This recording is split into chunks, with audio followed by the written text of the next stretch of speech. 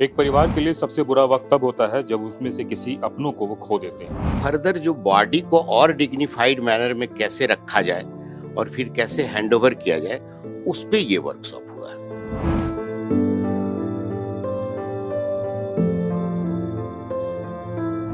Biological identification easy है जो DNA से करते हैं। तो लोग तो जनरल लोग तो यही चाहते हैं ना कि इसको कैसे मैं अपने भाई मान लूं जो पीसेस में है। तो कपड़े हैं, रिजेम्बलेंस है, सर्कमस्टेंशियल एविडेंसेस हैं, ये सब चीजों को ले करके फिर मानना पड़ता है लोगों को। एक परिवार के लिए सबसे बुरा वक्त तब होता है जब उसमें से किसी अपनों को वो खो देते हैं। लेकिन उससे भी बुरा तब होता है जब चाह के भी अपने को वो पहचान नहीं पाते हैं मरने के बाद भी। एम्स ने एक नई शुरू की है और उसमें एक नया एसओपीज बनाने की बात की जा रही है ताकि मृतकों के शरीर को पहचाना जा सके। क्या है वो एसओपी, पूरे मामले पर बात करने के लिए हमारे साथ डॉक्टर सुधीर गुप्ता हैं। सर, इंटरनेशनल गेस्ट भी आए हुए थे आज। किस तरीके से उन लोगों ने अपनी बात बताई कि कैसे एक मृत व्यक्ति के शरीर को पहचाना जा सके, उसके लिए क्या क्या प्रक्रिया हो सकती है, क्या क्या एसओपीज हो सकते हैं। मास डिजास्टर्स केसेस में जहाँ पे फैटिलिटीज बहुत ज्यादा हो जाती है, बॉडी इंटरमिक्स हो जाता है।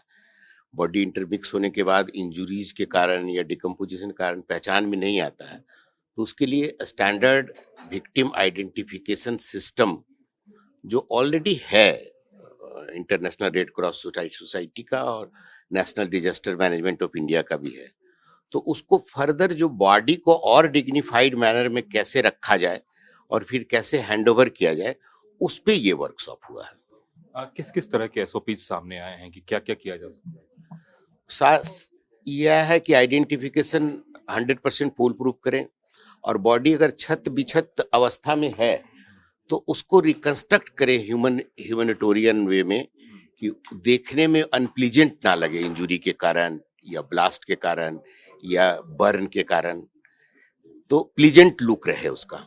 इसमें कितना वक्त लगता है अगर हम इसकी। डिपेंड करता है कितना अमाउंट ऑफ बर्न है, कितना अमाउंट ऑफ इंजुरी है, इस पे डिपेंड करता है। हाल फिलहाल में क्या इस तरह का रिकंस्ट्रक्ट करने की कोशिश की आपने? आते आते रहते हैं केस, हम लोग करते रहते हैं। और एक बड़ा मॉर्चरी बनाने की भी बात हो रही है देश में कि एक साथ बहुत सारे लोगों को रखा जा सके, खास बनना करके। चाहिए। एक प्रोजेक्ट तो हमने भी डाला था होम मिनिस्ट्री को, हम्म, और एक जरूरत है अपने देश में। अच्छा, उसको किस तरीके से बनाने की और उसकी क्या क्या फैसिलिटीज 400-500 बॉडीज को जो डील कर पाए वैसी मॉर्चरी होनी चाहिए, जहाँ आइडेंटिफिकेशन हो, प्रिजर्वेशन हो, पोस्टमार्टम हो, लंबे समय तक रख सके, फिर वहां से ट्रांसपोर्टेशन हो।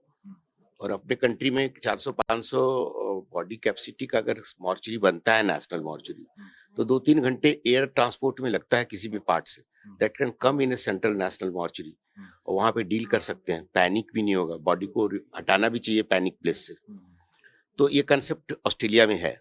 अच्छा, तो इस तर्ज पे हमने भी एक बार दिया है। I think government is considering may be की। सर, अगर हम मास कैजुअलिटी की बात करें और जैसे कि ब्लास्ट वगैरह में, तो उसमें कितना मुश्किल होता है आइडेंटिफिकेशन। आइडेंटिफिकेशन देखिए, फिजिकल फॉर्म ऑफ आइडेंटिफिकेशन आप ह्यूमन को रिकंस्ट्रक्ट तो कर नहीं सकते हैं, बहुत मल्टीपल पीसेस में चला गया तो कुछ पीसेस मिस भी हो जाता है। बायोलॉजिकल आइडेंटिफिकेशन इजी है जो डीएनए से करते हैं। You can say that this belongs to this person, ठीक है। और एक रिस्ट्रक्चर्ड एनाटॉमिकल तो नहीं हो पाता है ना। तो लोग तो जनरल लोग तो यही चाहते हैं ना कि इसको कैसे मैं अपने भाई मान लूं जो पीसेस में है। तो कपड़े हैं, रिजेम्बलेंस है, सर्कमस्टेंशियल एविडेंसेस हैं, ये सब चीजों को ले करके फिर मानना पड़ता है लोगों को। दिल्ली ब्लास्ट की बात करें तो अभी जिस तरह केस हुआ उसमें आइडेंटिफिकेशन में कितना वक्त लगा आप लोगों को। इसमें ज्यादा प्रॉब्लम नहीं हुई, 24 घंटे में शायद हो गई है। अच्छा, और डॉक्टर उमर से ही पता चल गया कि वही सब कुछ है। और मैं तो किया नहीं हूँ, फोरेंसिक साइंस वाले ने किए हैं, तो दे कैन रिवील बेटर। लेकिन मुश्किल नहीं आई है। मुश्किल नहीं आई। और किस तरह से आइडेंटिफिकेशन हुआ? स्लाइवा। डीएनए मदर का, डीएनए से मदर का ब्लड लिया गया और उसी से डीएनए लिया। चलिए, तो निश्चित रूप से एक नई जो है इन्होंने परंपरा की शुरुआत की है और कोशिश ये है कि ज्यादा से ज्यादा और जल्दी से जल्दी लोगों को ये किया जाए। कैमरामैन चेतन के साथ कुमार कुंदन, टीवी 9 भारतवर्ष, दिल्ली।